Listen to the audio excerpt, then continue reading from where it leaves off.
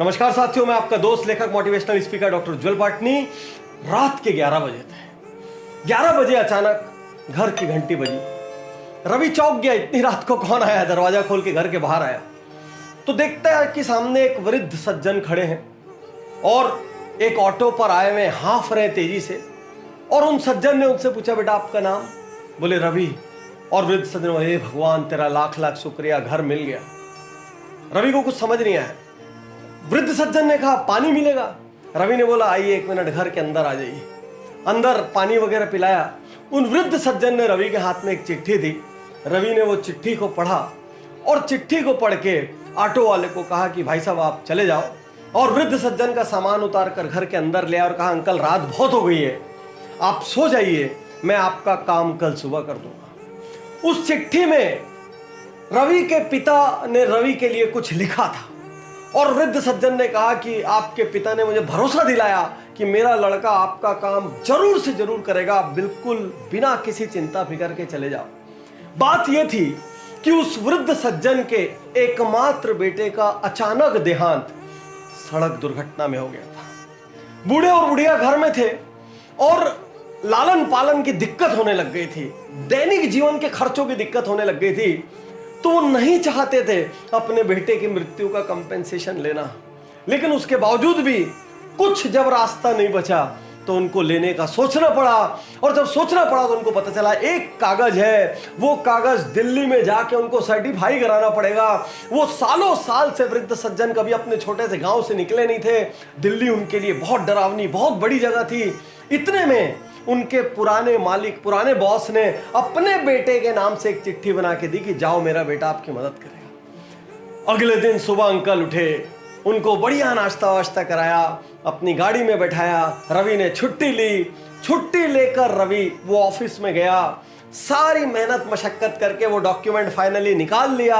Document निकालने के बाद अंकल की बस की टिकट करा दी। टिकट के साथ मिठाई का एक डब्बा दिया और बस स्टैंड पर छोड़कर निकलने ही वाला था। इतने में वृद्ध सज्जन ने यूं हाथ जोड़कर कहा, रवि तुम्हारे पिता धन्य है कि उन्होंने तुम्हारी जैसी संतान को पैदा किया, और वो धन्य है क्योंकि उन्हें तुम्हारी जैसी संतान मिली। कुछ कहना चाहते हो कि आपके पिता से मैं मैसेज दे दूंगा उनको? मतलब कहना तो मुझे भी बहुत कुछ है, लेकिन यदि आपकी कोई बात पहुंचानी हो तो रवि जाते जाते कहता है, माफ कीजिएगा अंकल, आपसे एक बात कहना चाहता हूं। तो कहिए। बोले मैं रवि नहीं हूं। तो बेटा तुम्हारे मकान के बाहर तो रवि निवास लिखा था। हाँ वो मेरा रवि निवास है, मेरा नाम भी रवि है, लेकिन मैं वो रवि नहीं हूं जिसको आप ढूंढने आए थे। उन वृद्ध सज्जन को कुछ समझ नहीं आया। बोले अंकल जब आप रात को आए थे आप हाँफ रहे थे, लेकिन आपकी आंखों में उम्मीद थी कि उनका बेटा मदद करेगा।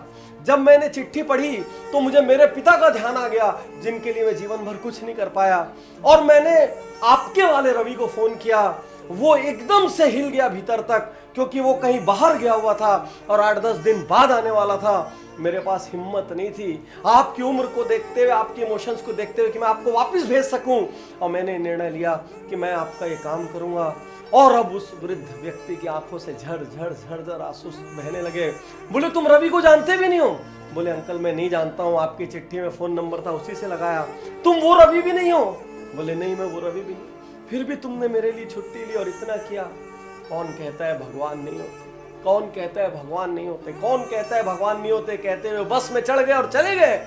और रवि उस दिन अपने घर पहुंचा और उसको अपने जीवन की सबसे बड़ी, सबसे बढ़िया, सबसे बेहतरीन नींद आई। साथियों हर आदमी दुनिया में अपने रिश्तेदारों की मदद करता है, अपने दोस्तों की मदद करता है, अपने परिवार वालों की मदद करता है, अपने स्टाफ की मदद करता है। बस इतने में उसकी दुनिया खत्म हो जाती है। जो यहां तक भी नहीं करते, आपके लिए तो मैं क्या कहूं, आप तो उस भगवान के प्रति कृतज्ञ भी नहीं है जिसने आपको इस धरती में भेजा है और आपको इस लायक बनाया कि आप किसी के लिए कर सकते हैं। आज मैं हर वीडियो देखने वाले से कहना चाहता हूं, हर उज्जवल पाटनी यूट्यूब चैनल के फैन, फॉलोअर, सब्सक्राइबर से कहना चाहता हूं, जिंदगी में अनेक बार उनकी मदद कीजिए जिनको आप जानते भी नहीं है और आपको पता है ये मदद करके मेरे को बदले में कुछ मिलने वाला भी नहीं है। निस्वार्थ, निस्वार्थ सिर्फ इसलिए मदद करना क्योंकि आपको अपने जीवन में आंतरिक खुशी चाहिए। आपको उस ऊपर वाले को उत्तर देने के लिए अपनी लाइफ में, अपने सीवी में कुछ अवार्ड्स, कुछ क्रेडेंशियल्स चाहिए, इसलिए मदद करना। इसलिए मदद करना कि कल आप अपने बच्चों को कहानियां सुना सको, इसलिए मदद करना ताकि आप रात को आसानी से सो सको और आपको अपने इंसान के रूप में पैदा होने पर गर्व हो। याद रखना, ऊपर वाले ने हर किसी को मदद करने की काबिलियत भी नहीं दी। दुनिया में ऐसे हजारों लाखों लोग हैं जो चाह के भी किसी की मदद नहीं कर सकते, लेकिन यदि आप मदद कर सकते हो ना, तो समझना ऊपर वाले ने आपको वीआईपी बनाकर इस धरती पर भेजा। और आपसे ये कहना चाहता हूं, मेरे इस मिशन को भी आपकी मदद की जरूरत है। इस वीडियो को यदि आप 5 लोगों तक पहुंचाते हैं और उन 5 में से एक आदमी भी किसी अनजान की मदद करता है, तो उसके हिस्से का कुछ पुण्य आपको भी मिलेगा। शुक्रिया, धन्यवाद, थैंक यू। मैं तैयार हूँ, मैं तैयार